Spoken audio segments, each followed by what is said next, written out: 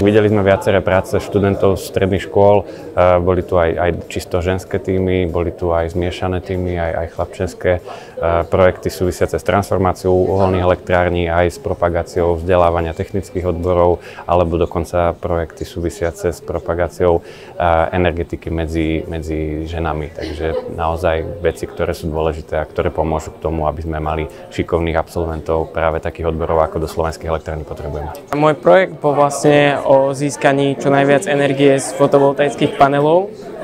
No a vybral som si ho, pretože my doma máme solárne panely a máme vlastne problém so získavaním energie, tak som sa rozhodol, že na to skúsim nájsť nejaké riešenie a tak vlastne vznikol nápad aj tento projekt. Sme zo strednej priemyselnej školy v Dubnici nad Váhom. Študujeme elektrotechniku, strojárinu a mechatroniku.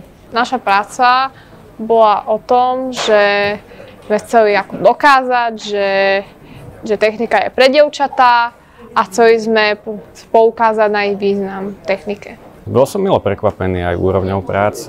Viaceré mali aj prílohy technického charakteru, niektoré prílohy boli vizualizačné, takže dali si nad tým fakt záležať a popri štúdiu, lebo niektorí boli aj štvrtáci, ktorí už teda majú maturitu akurát, takže klobúk dolu, že tomu venovali čas. Práca bola o redukovaní standby režimu v zariadeniach v našej škole. Standby režim vlastne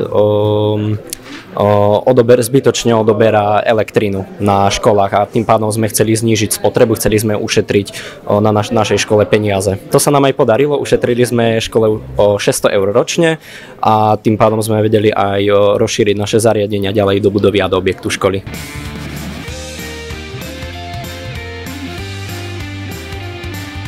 Technika má budúcnosť.